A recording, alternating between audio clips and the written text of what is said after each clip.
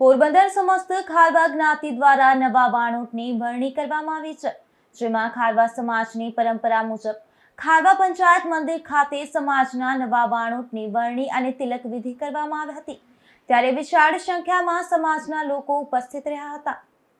ખારવા પંચાયત મંદિરમાં નવા વાણોટની નિમણૂક બાબતે નવનિયુક્ત પંચ પટેલ ટ્રસ્ટીઓની એક મીટિંગ રાખવામાં આવી હતી, જેમાં વાણોટ પવનભાઈ સિયાળે સમાજના નિયમ મુજબ તેમનું કાર્યકાળ પૂર્ણ કરીને રાજીનામું આપ્યું હતું। ત્યારબાદ નવ ડાયરાના પંચ પટેલ ટ્રસ્ટીઓ દ્વારા મીટિંગમાં સર્વાનુમતે કાંતિભાઈ બાદરશાહીની વરણી કરવામાં આવતા તેમને અભિનંદન પાઠવવામાં આવ્યા હતા। ત્યારે લક્ષ્મી સ્વરૂપ નાની બાળાઓના હસ્તે વાણોટની તિલક વિધિ કરવામાં આવી હતી। ઉપસ્થિત ખારવા સમાજના માજી વાણોટ શ્રેષ્ઠીઓ, મહાનુભાવો તથા અન્ય સમાજના મહાનુભાવોએ વાણોટ કાંતિભાઈ બાદરશાહીનું હારતોરા કરી અભિવાદન કર્યું હતું અને સમાજના ઉજ્જવળ ભવિષ્ય માટે અને સમાજના વિકાસ માટે શુભેચ્છાઓ પાઠવી હતી।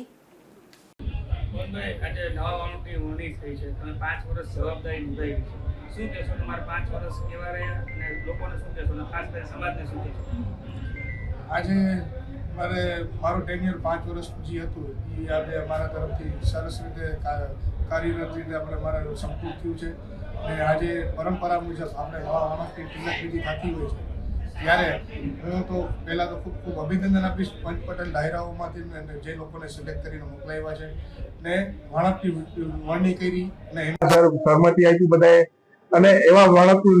નેતૃત્વ કર્યું છે કે ભાઈ એને અગાઉ બી એને સેવા આપેલી છે। અપેક્ષા લોકોની ખૂબ છે સરસ રીતે,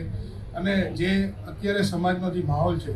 એક તરફથી એકતાનો સંદેશ પાઠવવામાં માંગીએ છીએ અમે, અને સમાજને ક્યારેક કોઈ ખોટી રીતે ના ઓલું થઈ જાય એના માટે કરીને અમારા જે અંતર પ્રયાસ હતા એ અમે સફળતાપૂર્વક અમે કાંતિભાઈને જોઈએ છે, અને મારા તરફથી કે સમાજને પણ ક્યારે જરૂર પડતી હોય છે ત્યારે મારે જવાબદારીના ભાગરૂપે એ મારી જવાબદારી મને સોંપી હતી, એમાં મેં મારી રીતે શિક્ષણના કાર્યમાં, રમતગમતના ક્ષેત્રમાં, આરોગ્યના ક્ષેત્રમાં જે મારા વચન આપ્યા હતા એમાં મને દરેક જગ્યાએથી દરેક 18 વર્ષને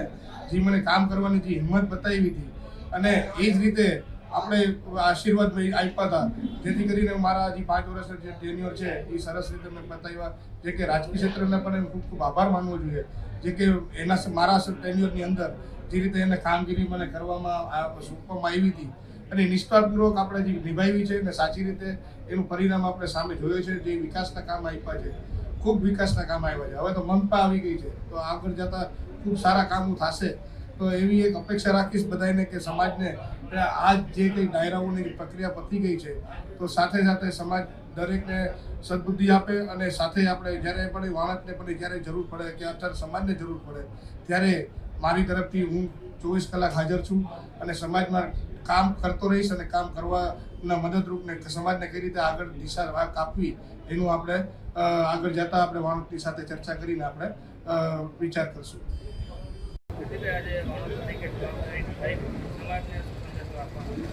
સમાજને એ જ સંદેશો આપવા માગું છું કે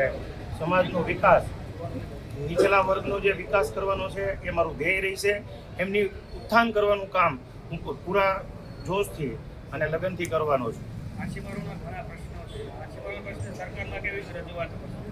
અમારી એક ટીમ બનશે, એ ટીમ ગાંધીનગર જઈને રજૂઆતો કરશે, જ્યાં જ્યાં કરવાની રજૂઆત થશે તે કરીને અમે બધા જ પ્રશ્નો સોલ્વ કરવાનો પ્રયત્ન કરીશું।